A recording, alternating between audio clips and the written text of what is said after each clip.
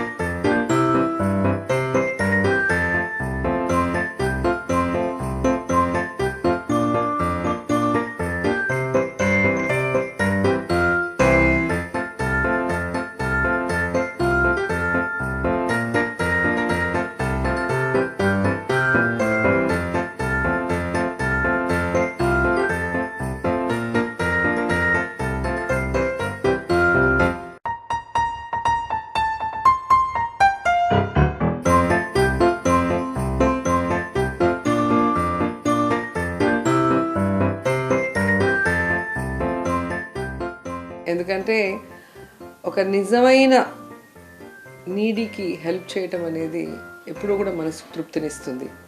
ప్రతి సంవత్సరం జగనన్న పుట్టినరోజు నాకు చాలా స్పెషల్. సో ఆ రోజు ఏదో ఒక పేద కుటుంబం జగనన్న కోసం, జగనన్నని ప్రేమిస్తున్న కుటుంబం బాగుండాలి అన్న ఆశతో, వారి ఆశీస్సులు జగనన్నకి ఎప్పుడూ ఉండాలన్న ఆకాంక్షతో నేను వెతికి పట్టుకొని వారికి హెల్ప్ చేయాలనుకుంటాను. సో అలా గతంలో మీరు చూస్తే పుష్ప అనే అమ్మాయిని దత్తత తీసుకొని మెడిసిన్ చదివిస్తున్నాను. ఆ తర్వాత మీరాసాపాలెం అనే గ్రామాన్ని దత్తత తీసుకొని ఆ గ్రామంలో కావాల్సిన అన్ని వసతులు కూడా ఏర్పాటు చేయడం జరుగుతుంది. అలాగే ఈసారి నాగరాజు అనే కుటుంబం, నిజంగా అతని కథ నన్ను చాలా కదిలించింది.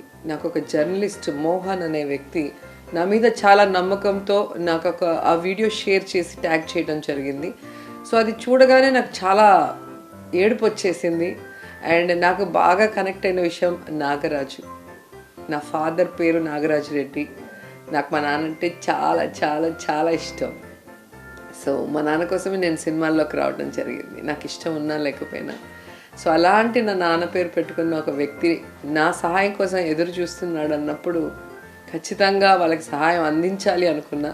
కానీ దేవుడు చూసారా, నాకు ఈరోజే ఇక్కడ సీఎం గారితో మీటింగ్ ఉండే అవకాశం రావటం, దానికి నేను వచ్చి నా పిఏ వెళ్ళవలసిన ప్లేస్లో నేనే నేరుగా వెళ్ళి ఆ కుటుంబాన్ని నా కళ్ళారా చూసి వారి బాధలో వారి బాధ్యతని నేను తీసుకోవాలని చెప్పి డిసైడ్ చేసుకున్నా. సో నాగరాజుకి చెప్పాను, ఇక నుంచి నీకు ఎవ్వరు లేరు అనుకోవద్దు, నేనున్నా, ఒక అక్కగా నేను ఎప్పుడు మీతో ఉంటా. సో ఈరోజు నాగరాజు కోరుకున్న విధంగా అతను ఒక షాప్ పెట్టుకోవడానికి నేను ఫైనాన్షియల్ సపోర్ట్ ఇవ్వటం జరిగింది. అలాగే పిల్లలు నిజంగా ఆణిముత్యాలు పుట్టారు భగవంతుడి ఆశీస్సులతో. సో ఆ పిల్లలు చక్కగా చదువుకునే విధంగా నేను ఎప్పుడు సపోర్టివ్గా ఉంటాను. అలాగే ఆయన భార్య, అమితంగా ప్రేమించే ఆ భార్యకి ఒక కిడ్నీ రిమూవ్ చేయటం వల్ల ఈరోజు బెడ్ రిడన్గా ఉండటం అనేది అతన్ని కలిచివేస్తుంది. సో ఖచ్చితంగా ఏమాత్రం అవకాశం ఉన్నా తన ఆరోగ్యం మెరుగుపరిచి మళ్ళీ ఆ కుటుంబం మొత్తం హ్యాపీగా ఉండేలాగా నేను కృషి చేస్తాను. నేను ఎప్పుడూ చెప్తుంటాను, మనకి ఇష్టమైన వాళ్ళ పుట్టినరోజుకి బొకేలు ఇస్తే వాడిపోతాయి, శాలువలు ఇస్తే మూలన పడిపోతాయి.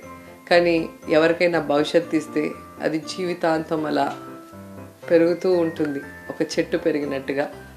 ఆ చెట్టు ఎలా అయితే అందరికీ నీడనిస్తుందో, ఏమంటారు, ఆ హెల్ప్ పొందిన వాళ్ళు జీవితంలో అది మర్చిపోరు. సో జగనన్నకి వారి బ్లెస్సింగ్స్ ఎప్పుడూ ఉంటాయి. ప్లస్ వాళ్ళు ఇది ఇన్స్పిరేషన్గా తీసుకొని వాళ్ళ వల్ల అయినా 10 మందికి హెల్ప్ చేస్తారు. కాబట్టి నేను ఎప్పుడూ చెప్తాను, మీరు బొకేలు ఇవ్వటమో లేదా కేకులు కట్ చేయటమో చేయండి, నో ప్రాబ్లం. కానీ కష్టంలో ఉన్న వాడికి చేయూతనివ్వండి, అదే నిజమైన సంతోషం.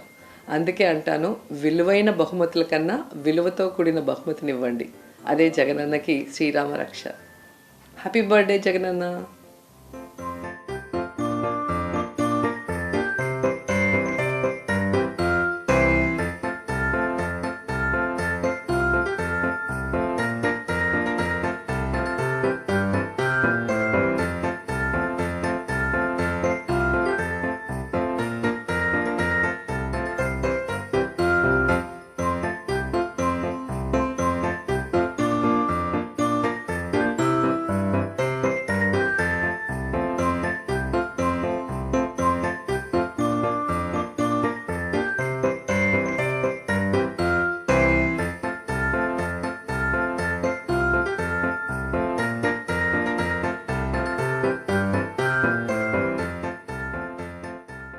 నార్మల్గా మనం ఎవరనేది తెలియకుండా ఆ కుటుంబాన్ని రీచ్ అయ్యి మన ఫేస్ రివీల్ చేసినప్పుడు వాళ్ళ రియల్ హ్యాపీనెస్ చూడాలని నాకు ఇష్టం.